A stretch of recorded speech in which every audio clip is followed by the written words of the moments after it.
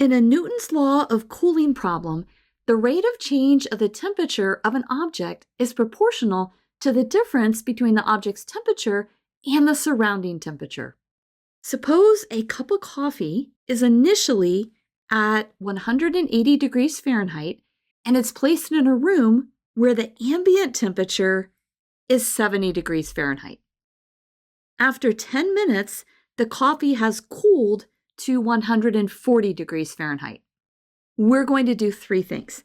The first thing that we're going to do is set up and solve the differential equation for the temperature capital T of T. We're then going to find the temperature after 25 minutes. And then the last thing that we're going to do is we're going to find how long it takes for the coffee to reach 90 degrees Fahrenheit. Let's first set up and solve the differential equation. Newton's law of cooling tells us that the change of temperature with respect to time, dt dt, is proportional to the difference between the object's temperature, which is capital T, and the surrounding temperature, which in our case is 70 degrees. So we're going to subtract 70 degrees.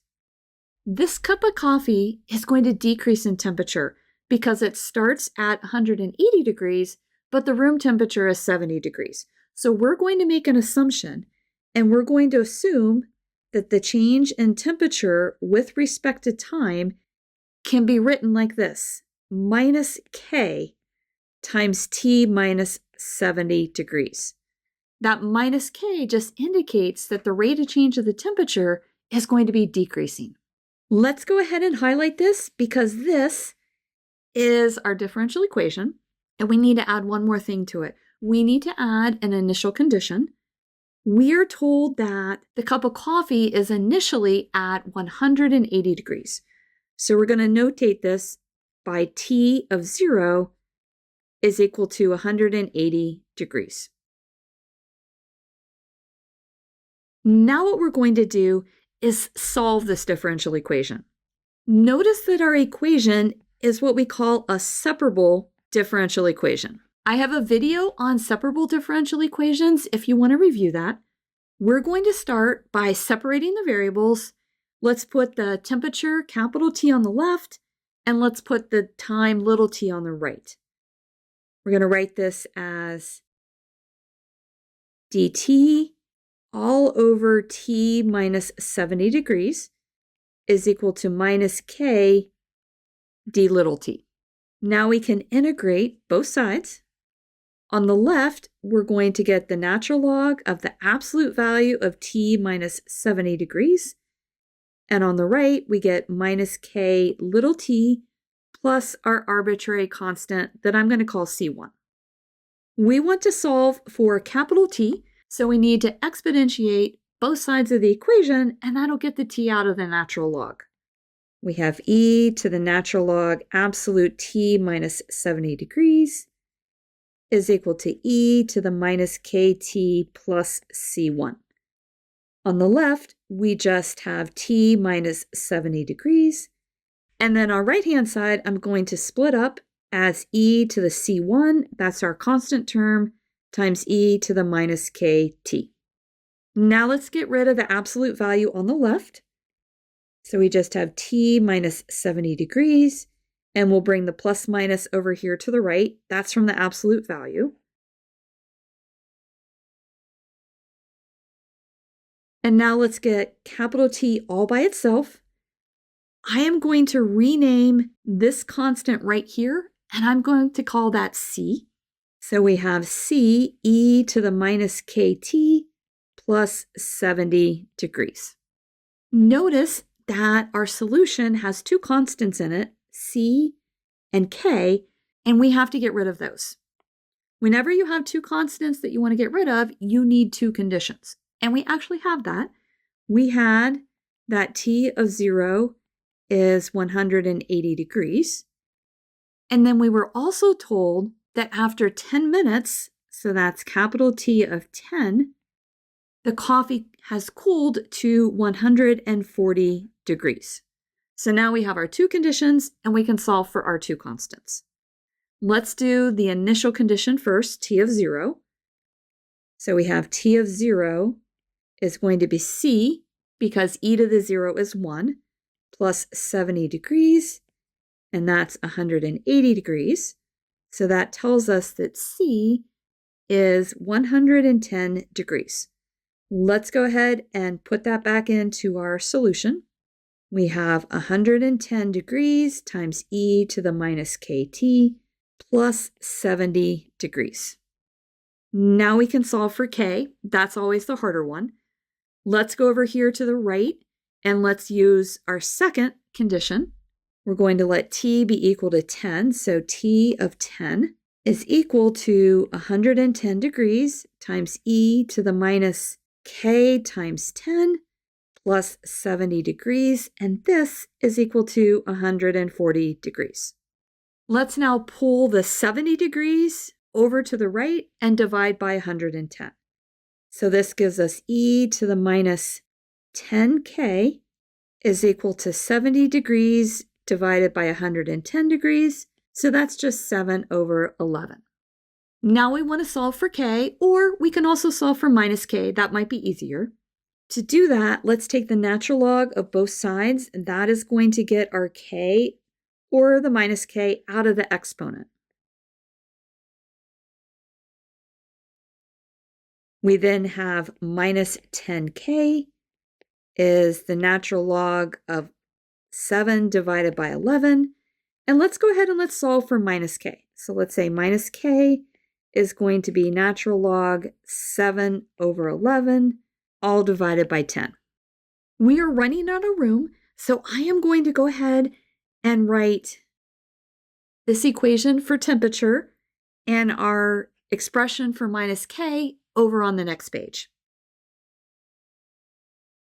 Now we can go ahead and substitute in minus k. This gives us our temperature is equal to 110 degrees times e to the natural log 7 over 11 times t over 10 plus 70 degrees. I want to show you how to do this next part because I think it's confusing. If you have e to the a times b, you can write this as e to the a raised to the b. So we're going to say that this part is our a and that part's our b. This gives us our temperature is equal to 110 degrees times e to the natural log 7 over 11 raised to the t over 10 plus 70 degrees. Now we can write the final answer. Our temperature is 110 degrees. The e and the natural log cancel out, and we have a 7 over 11 to the t over 10 plus 70 degrees. And there's the solution to our differential equation. The key takeaway here is that our temperature decays exponentially. And the reason for that is this number here, 7 over 11, is less than 1. Now let's go on to our second part. In part 2, we want to find out what the temperature is after 25 minutes. So all we have to do for this one is just plug in that our time t is 25. This gives us 110 times 7 over 11 to the 25 over 10 plus 70 degrees. You can go ahead and put that in your calculator, and if you do, we end up with a value of 105.5 degrees. And that tells us that after 25 minutes, our coffee is at a temperature of 105.5 degrees Fahrenheit. Let's now look at our third question. That one's a little bit harder. This question is asking, at what time is the temperature of the coffee equal to 90 degrees? So what we're going to have to do is take our expression for our temperature. It's highlighted up there in green. It's 110 degrees times 7 over 11 to the t over 10 plus 70 degrees.